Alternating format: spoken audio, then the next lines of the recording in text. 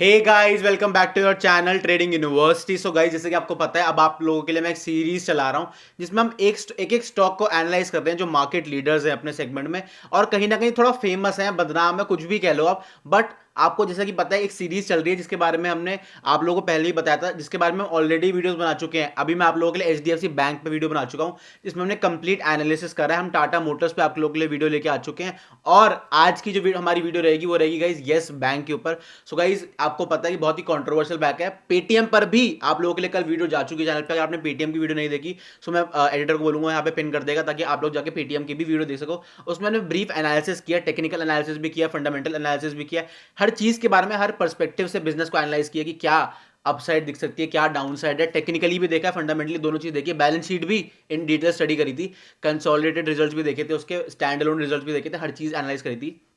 But guys, आज की जो हमारी वीडियो रहेगी गाइज, आज की हमारी वीडियो रहेगी येस बैंक के ऊपर। यार, येस बैंक क्या कर रहा है, क्या बिजनेस उसके फाइनेंशियल्स चल रहे हैं, क्यों उसका हाई जब लगा था 401 रुपए का, फिर वहां से अभी चल रहा है 29.4 रुपीज।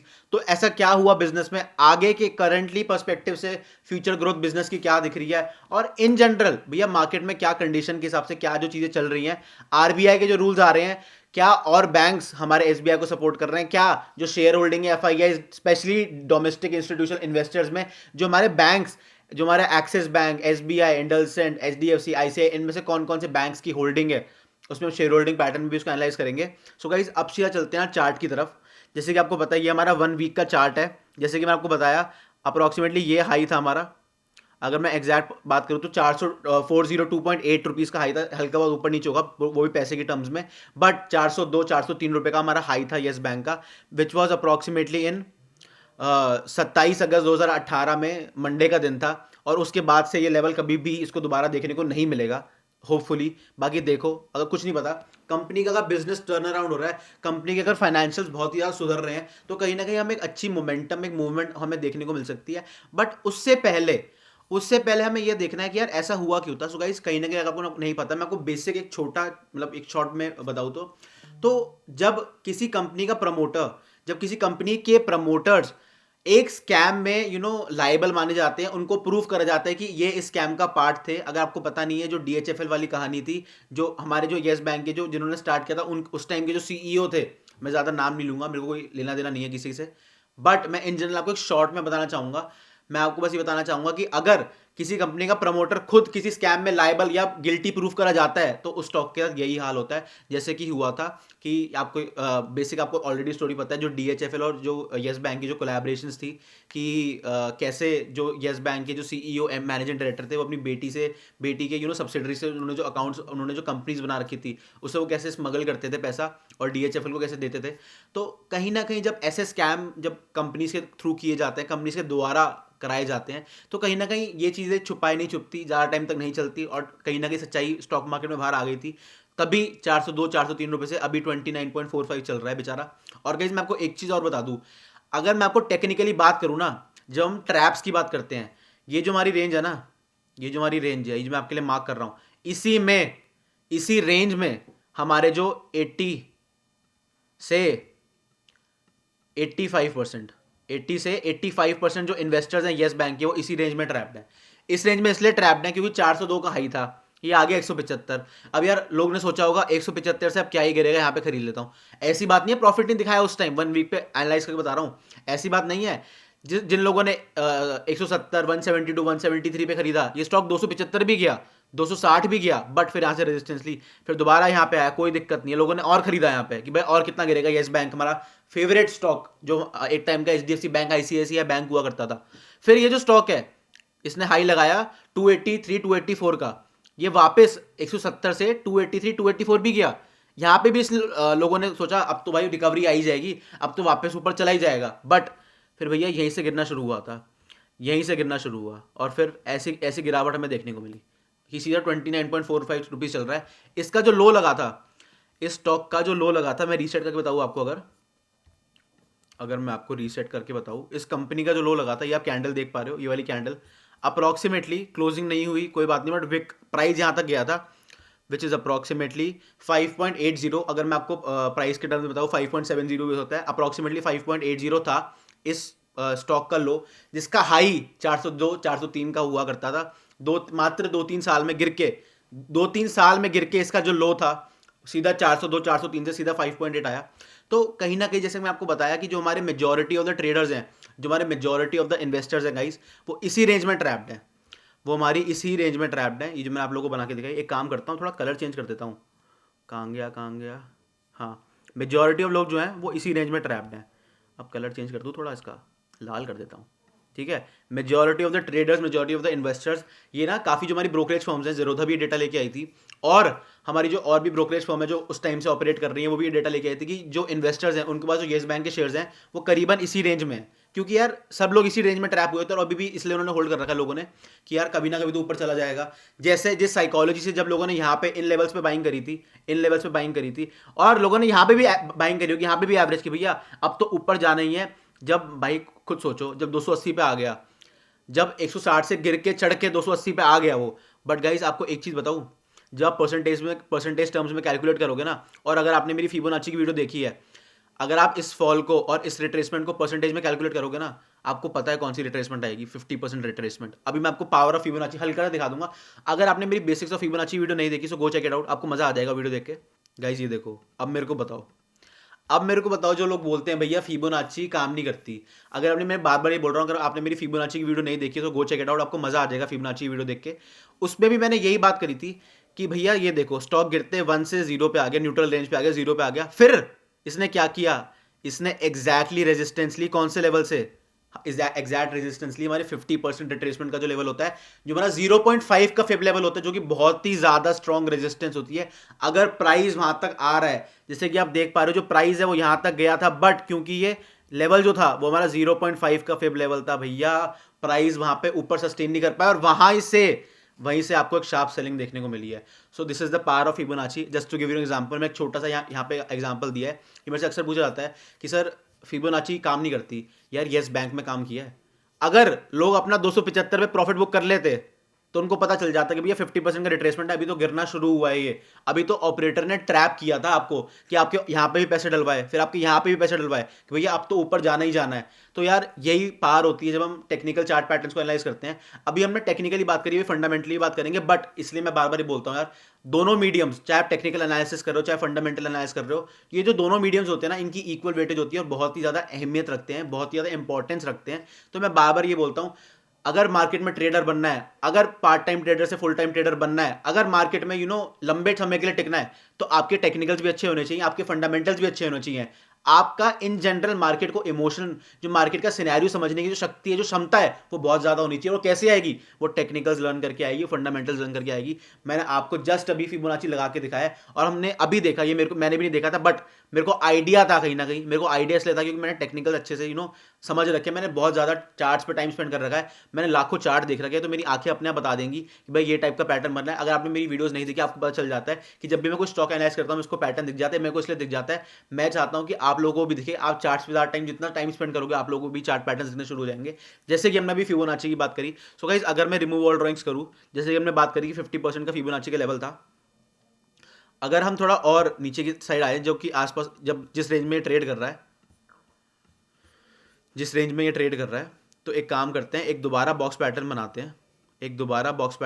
हैं, अब हमें क्या करना है येस बैंक में, अगर हमें थोड़ा, क्योंकि मैं बिलीव करूंगा ये जो स्टॉक है ये अभी भी जुआ खेलने के लायक ही है, इसमें फंडामेंटली अभी देखेंगे बैलेंस शीट में क्या है।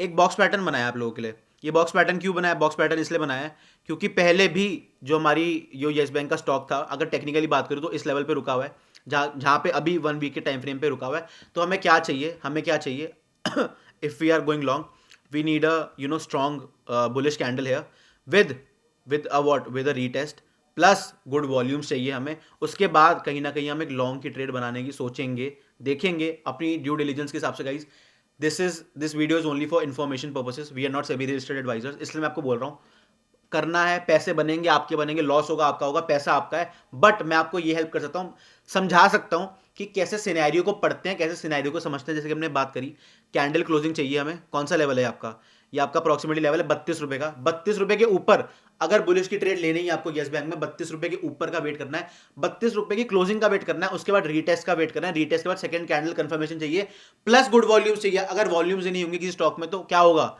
वो फेक आउट होगा और प्राइस जो है वो वापस अंदर जाएगा और फिर धीरे धीरे टुक टुक टुक टुक करके वापस यहीं आ जाएगा। फिर क्या होगा, ये हुई आपकी पहली ट्रेड, ठीक है, ये हो गई आपकी दूसरी ट्रेड। ट्रेड बता नहीं रहा हूं, बता रहा हूं कि अगर अप ट्रेंड का सिनेरियो आएगा तो कैसे आएगा अप ट्रेंड का सिनेरियो, और अगर डाउन ट्रेंड का सिनेरियो आएगा वो कैसे आएगा। अगर आपने मेरी box pattern trading strategy video नहीं देखी सो गो चेक इट आउट, उसमें आपको एक एक चीज बेसिक्स टू एडवांस बताया कि बॉक्स पैटर्न को कैसे ट्रेड करते हैं, कैसे ये जो हमारा डिमांड जोन होता है, ये जो हमारा डिमांड जोन है, और कैसे ये सप्लाई जोन ऐड की तरह ऐड करता है। उसमें मैंने A to Z आपको सारी चीज़ें बताई हैं। So go check out that video, आपको मजा आ जाएगा वो वीडियो देख के, जिसमें मैंने डिमांड सप्लाई इन जनरल की रेजिस्टेंस बॉक्स पैटर्न में जब प्राइस ट्रेड करता है, ऊपर से रेजिस्टेंस लेता है, नीचे सपोर्ट लेता है, तो क्या अहमियत होती है उसकी, हमने एक एक चीज़ के बारे में बात करी है। सो गाइस एक काम करते हैं, अब इस यहाँ पे ना अब आप लोगों के लिए ड्राइंग्स हटा देता हूँ, रिमूव ड्राइंग्स। अब एक काम करता हूँ, आप लोगों को सीधा बैलेंस शीट पे लेके चलता हूँ। अब बैलेंस शीट को थोड़ा एनालाइज करते हैं। सो गाइस जैसे कि आपको पता है मार्केट कैपिटलाइजेशन जो हमारी येस बैंक की है, इट इज़ 84,794 करोड़, ठीक है। करंट प्राइस 29.5 का, जैसे कि हमने चार्ट पे बात कर ली। इसको रिफ्रेश करते रहेंगे तो जो करंट प्राइस है वो चेंज होता रहेगा, 29.4 हो गया, ठीक है। बुक वैल्यू 13.8 की है, स्टॉक का पीई 82.6 का है, ROC return on capital employed which is 4.94%, ROE return on equities 1.99%। High low आपको पता चल गया है जो रीसेंट हाई लो था। फेस वैल्यू 2 रुपये की है स्टॉक की। कॉन्स बहुत ही ज़्यादा हैं, प्रोज बहुत ही कम है, इसलिए बेचारा स्टॉक पिटा है। HDFC bank market leader in terms of market capitalisation, जैसे मैं आपको हर वीडियो में बात करता हूँ, एचडीएफसी बैंक पे ऑलरेडी वीडियो डल चुकी है। एचडीएफसी बैंक के बाद आईसीआईसीआई बैंक, आईसीआईसीआई के बाद कोटक, कोटक के बाद एक्सिस, एक्सिस के बाद इंडलसन, इंडलसन के बाद आईडीबीआई। तो कहीं ना कहीं मतलब मैं बोलूँगा अभी भी ये रेस में टिका हुआ है, बट अब थोड़ा बैलेंस शीट पढ़ते हैं इसकी, स्टैंड अलोन रिजल्ट देखते हैं, ठीक है। कंसोलिडेटेड देख लो, बाहर इंडिया के बाहर बहुत कम ऑपरेशन है, इसके कोई फर्क नहीं पड़ेगा इतना, ठीक है। अब कहीं ना कहीं जो रिकवरी आ रही है, जो हमें रिकवरी येस बैंक में देखने को मिल रही है, उसका सोल पर्पस मैं बोलूंगा कि बैलेंस शीट है। कहीं ना कहीं येस बैंक को अच्छी अपॉर्चुनिटीज दे रही है सरकार, कहीं ना कहीं जो और बैंक है उसको सपोर्ट कर रहे हैं। अगर मैं आपको इन सब चीज़ों को स्किप करके सीधा एक बार शेयर होल्डिंग पैटर्न की बात करते हैं। सो गाइज हम एक चीज़ देख पा रहे हैं कि पहले 2021 में 39.52%, फिर बढ़ाई गई, फिर बढ़ाई गई, फिर बढ़ाई गई, फिर दोबारा कम कर रहे हैं, फिर दोबारा कम कर रहे हैं, फिर और कम कर रहे हैं, फिर इसी तरह 35.9% पे आ गए, अब और कम कर दी। बट ये होल्डिंग जा कर रही है, ये होल्डिंग जा कर रही है, ये जा रही है इन लोगों के पास। सो गाइस जब हम डोमेस्टिक इंस्टीट्यूशनल इन्वेस्टर्स की बात करते हैं, डीआईएस जो होते हैं हमारे, इसमें हम एक चीज़ देख पा रहे हैं, स्टेट बैंक ऑफ इंडिया की 30% की होल्डिंग थी, बट धीरे धीरे धीरे धीरे अब कम हो रही है। स्टेट बैंक ऑफ इंडिया अपनी होल्डिंग कम कर रहा है, क्योंकि कहीं ना कहीं मैं बोलूंगा अब थोड़ा सिनेरियो का ठीक हो रहा है येस बैंक का। और अगर मैं एफआईआईस की बात करूँ तो आप ये देख पा रहे हो, ये जो कंपनीज है इन्होंने स्टेक ले रखा है। गाइस इसमें आप एक चीज़ देख पा रहे हो, जो हमारा एलआईसी है, LIC is invested in yes bank, और उसका जो रिसेंट क्वार्टर था दिसंबर 2023 का, अब उसमें देख पा रहे हो 4.34% की होल्डिंग थी। HDFC bank is also invested, 3% की होल्डिंग है। आईसीआईसीआई बैंक की 2.61% की होल्डिंग है। एक्सिस बैंक की 1.57 की है। और अगर मैं बात करूं कोटक महिंद्रा बैंक की, कोटक महिंद्रा बैंक की भी 1.32% की है। आईडीएफसी फर्स्ट बैंक की भी 1% की है, और बंधन बैंक ने इस टाइम अपने शेयर बेच दिए थे। जब आपको इनके दौरान आपको देख पा रहे हो ना परसेंटेज नहीं दिख रही, तो इसका मतलब ये है कि ये जो कंपनीज हैं ये आउट हो गई थी येस बैंक की बैलेंस शीट में, इसलिए ये डीआईएस में शो नहीं कर रही हैं। या फिर एक रीजन और हो सकता है, एक रीजन ये होता है कि जो 1 से नीचे की होल्डिंग्स होती है ना आपकी, जो 0.99, 0.98, 0.6, 0.7, मतलब 0 से लेके मतलब 1 से कम जितनी भी होल्डिंग्स होती है वो बैलेंस शीट में आपकी शो नहीं होती है। कहीं ना कहीं भी हो सकता है कि इन कंपनीज जो और कंपनीज हैं जिनकी अब जो शेयर होल्डिंग है हो सकता है वो 1 से कम की हो, या फिर ये हो सकता है कि जो उनकी शेयर होल्डिंग है वो हो ही ना। तो कहीं ना कहीं दोनों सिनेरियो में आपकी बैलेंस शीट में वो चीज़ें शो नहीं करती हैं। अगर किसी इन्वेस्टर की 1% ज़्यादा की होल्डिंग होती है तब वो बैलेंस शीट में शो करती है। जैसे हमने बात करें कि एसबीआई जो है, State Bank of India, it is the it is having the most weightage, सबसे ज़्यादा स्टेक डीआईआईज में स्टेट बैंक ऑफ इंडिया का है, which is approximately 26.43% as of December 2023। So guys अगर मैं आपको वापस ऊपर लेके चलूँ, अगर मैं आप लोगों को वापस ऊपर लेके चलूँ, तो हम बात करते हैं थोड़ा पीयर कंपैरिजन के बारे में। पीयर कंपैरिजन में बात कर ली, मार्केट कैपिटलाइजेशन के बारे में बात करी कि 7th नंबर पे येस बैंक आता है on the basis of market capitalisation. Quarterly results देखो, क्वार्टरली रिजल्ट्स पहले बहुत कम आ रहे थे, बहुत कम आ रहे थे, बहुत कम आ रहे थे। एक चीज़ इसमें देखने वाली ये है, एक चीज़ देखने वाली ये है कि जो प्रॉफिट बिफोर टैक्स है, जो हमारा मार्च 2021 का सबसे मतलब मैं बोलूँगा डिफिकल्ट टाइम था, क्योंकि अप्रॉक्सीमेटली 5060 करोड़ का लॉस था 2021 क्वार्टर में, बट क्वार्टर ऑन क्वार्टर अब धीरे धीरे जो कंपनी प्रॉफिटेबल हो रही है, इसलिए कहीं ना कहीं 6 रुपये से स्टॉक अब 29.5 29.4 पे आ चुका है। गाइस होता क्या है, स्टॉक का रेट क्यों बढ़ता है? स्टॉक का रेट तब बढ़ता है कि अगर किसी लेवल पे डिमांड बहुत ज़्यादा सप्लाई बहुत कम है तो उसका प्राइस बढ़ेगा, तभी 6 रुपये से 29.5 आ गया। अब हमें ये नहीं पता कि 300 जाएगा, 400 जाएगा, 500 जाएगा, 1000 जाएगा। मैं आपको बस बैलेंस शीट पढ़ के बता रहा हूँ कि बैलेंस शीट अकॉर्डिंग अभी चीज़ें ठीक लग रही हैं, ज़्यादा अच्छी नहीं है, ठीक है, ठीक है। सो गाइस, अगर मैं प्रॉफिट एंड लॉस की बात करूँ, कंसोलिडेटेड फिगर्स देख रहे हैं, अभी हम स्टैंड अलोन नहीं देख रहे। अगर मैं बात करूं रेवेन्यू की, तो आप रेवेन्यू देख पा रहे हो, रेवेन्यू इज इंक्रीजिंग। मार्च 2023 में जो कंपनी का रेवेन्यू था वो 22,702 करोड़ का था। इंटरेस्ट आप देख पा रहे हो, एक्सपेंस आप देख पा रहे हो, फाइनेंसिंग प्रॉफिट माइनस 2,710 करोड़ का था। अगर मैं बात करूं प्रॉफिट बिफोर टैक्स की, अब आप एक चीज देखो, प्रॉफिट बिफोर टैक्स में देखो, ये जो सबसे गंदा क्वार्टर था कंपनी का वो था मार्च 2020 का, तभी एकदम गिरा था स्टॉक। इसी अगर मैं अभी मैंने देखा भी नहीं है, अगर मैं मार्च 2020 की बात करूं, मार्च 2020 में ये हम देख पा रहे हैं, मार्च 2020 में ही इसका जो लो लगा था वो 6 रुपये का लगा था। इसीलिए 6 रुपये का लो लगा था क्योंकि इसके रिजल्ट्स आए थे, और रिजल्ट्स में हमें पता चला था कि जो कंपनी का प्रॉफिट बिफोर टैक्स है वो माइनस 20,838 करोड़ का, इसीलिए वो 6 रुपये का लो, कितना है 6 रुपये का, 5.8 का था, हाँ 5.8, 6 रुपये का लो था, ठीक है, इसीलिए गिरा था। मैक्सिमम उसी टाइम गिरा था जब इतना ज़्यादा लॉस आया था, and it was the maximum loss. Financing profit भी बहुत ज़्यादा कम था, बहुत ज़्यादा कम, क्या, -32,452 करोड़ का था मार्च 2020 में, तभी 6 रुपये का, 5.8 का लो लगा था येस बैंक का। सो गाइज, अगर मैं बात करूँ बैलेंस शीट के बारे में, तो आप रिजर्व्स देख सकते हो, रिजर्व्स भी बढ़ रहे हैं, बैंक के अच्छे खासे रिजर्व्स हैं। हम 34,019 करोड़ के एज ऑफ मार्च 2023। अगर मैं बोरोइंग्स की बात करूं, कंपनी की बोरोइंग्स भी बढ़ी जा रही हैं, क्योंकि कहीं ना कहीं अब एक क्रेडिट लाइन उसको चाहिए रहेगी, तो वो और पैसा उठाएगी। अगर मैं बात करूं, लाइबिलिटीज भी बहुत ज़्यादा बढ़ रही हैं, बट ओवरऑल टोटल एसेट्स भी आपके ग्रो कर रहे हैं, तो कहीं ना कहीं मैं बोलूँगा अब काफ़ी मामला ठीक लग रहा है। 2020 में यार 20,000 करोड़ के लॉस से फाइनेंसिंग, ये देखो, ये जो इसका फाइनेंसिंग प्रॉफिट था, फाइनेंसिंग प्रॉफिट मार्च 2020 में -32,500 करोड़ के आसपास था, तो अब काफ़ी ज़्यादा चीज़ें ठीक है, जो कि अब -2,710 करोड़ है। और जो आपका प्रॉफिट बिफोर टैक्स है, जो यहाँ पे -21,000 करोड़ था ऑलमोस्ट, अब वो पॉजिटिव में 981 करोड़ आ चुका है। तो कहीं ना कहीं चीज़ें ठीक हो रही हैं येस बैंक में, और काफ़ी सपोर्ट भी करा गया है हमारे सारे बैंक ने। एसबीआई ने बहुत, स्टेट बैंक ऑफ इंडिया ने बहुत सपोर्ट किया है, इतना हैवी स्टेक एक्वायर करा हुआ है। अभी भी जब हमने ऊपर देखा शेयर होल्डिंग पैटर्न में, आपको दोबारा दिखा दूंगा अभी। तो गाइस, बैलेंस शीट की हमने बात करी, टोटल एसेट्स के बारे में बात कर ली, कैश फ्लोज, अब इसमें हम एक चीज़ देख पा रहे हैं। अब दिक्कत क्या आई, अब आप एक चीज़ इसमें देख पा रहे हो, नेट कैश फ्लो सबसे ज़्यादा नेगेटिव कौन सा दिख रहा है आपको? मार्च 2023 में जो नेट कैश फ्लो आया है वो -27,000 करोड़ आया है, -27,000 करोड़ 392। अगर मैं मार्च 2023 का चार्ट देखूँ आपको, मतलब दिखाऊँ, मार्च 2023 का, मार्च 2023 का, तो अप्रॉक्सीमेटली ये लेवल्स थे उसके, ये वाले लेवल्स के आसपास।